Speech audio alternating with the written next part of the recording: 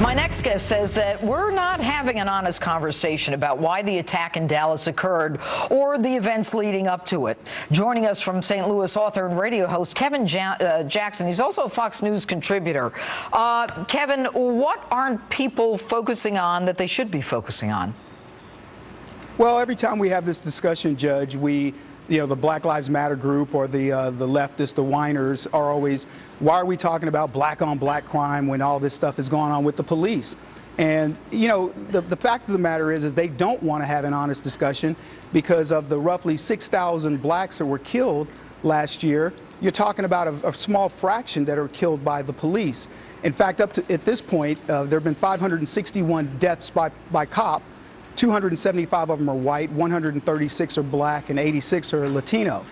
So we're talking about a pretty small section of the black community. So where are these other black deaths occurring? They're occurring at the hands of other blacks. And so when you look at that statistic and you start thinking about the fact that blacks commit felonious acts at 6 times more than the national average, then you understand why you have such a higher police presence.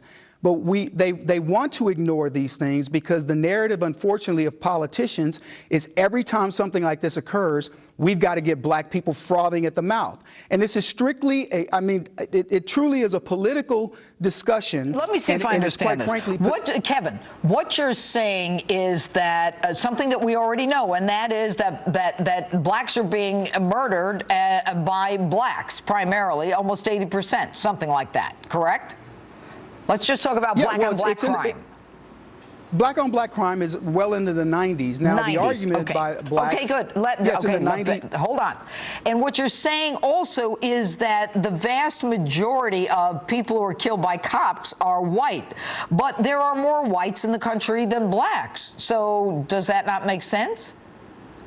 Well, sure. But when you start looking at the crime rates of blacks, and that's why I said earlier, 40% of the police officers that have been killed were killed by black men, who represent 6% of the population. Okay.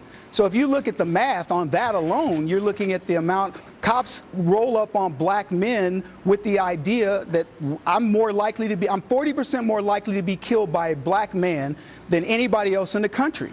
That stat in and of itself is shocking. 6% of the police officers that have been killed were killed by black men. So if you're having an honest discussion, look, there are bad cops, there are bad doctors or whatever, but yeah, 40%, I'm sorry. But at the end of the day, you cannot ignore these stats, and that's the problem. The left wants us to continually dismiss the crime rate. How does a lie and racial tensions and racial hatred benefit the left? Why would they do that? To be honest with you, it's really based on votes, and some people would argue that they love having that level of ignorance in the population. I mean, I get asked this question all the time, Kevin, how do we change it? The first thing out of people's mouths is education.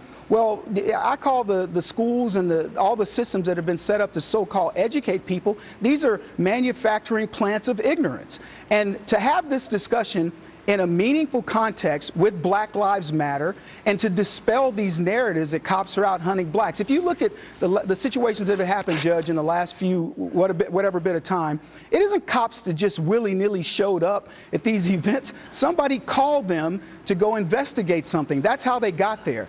Then well, you know what, but Kevin, it's not only that. What people don't understand is that cops are trained a certain way, and you have to, when they tell you to do something, you do it. And when they see a gun or when they hear a gun, it's an immediate reaction. They don't have time to look back at the video. What did you see? But I want to ask you one last question. Very interesting listening to you, Kevin. We're going to have you back on. But tell me about you. You didn't have such a great experience as a kid, and you said you live in the hood. Talk to me. Yeah, I mean, I live in the hood. When I was growing up, my dad was he was a prisoner in San Quentin, and he was there most of his life. He committed armed robbery. My mother died when I was a kid. I mean, black folks talk to me and they think I'm some silver spoon kid, and they're like, Kevin, you're talking down to black people in this. I'm not saying black people we certainly aren't any worse than anybody else in the country, but we've been put into situations that have created an ecosystem where we cannot survive with doing some unfortunate things. Or we've got to change that you're a victim. Well, look, I grew up that way. I never felt I was a victim. I knew what the game was. And the fact is that a lot of game, and that's what we call it in the vernacular, is being run on black people. And it's being done by the left, who wants us to believe that we're victims. At one point, they want to make us feel powerful with Barack Obama as president. But in the next breath, they want to tell you you're always the perennial victim. All right. Kevin Jackson, very interesting. Thanks for being with us tonight. My And next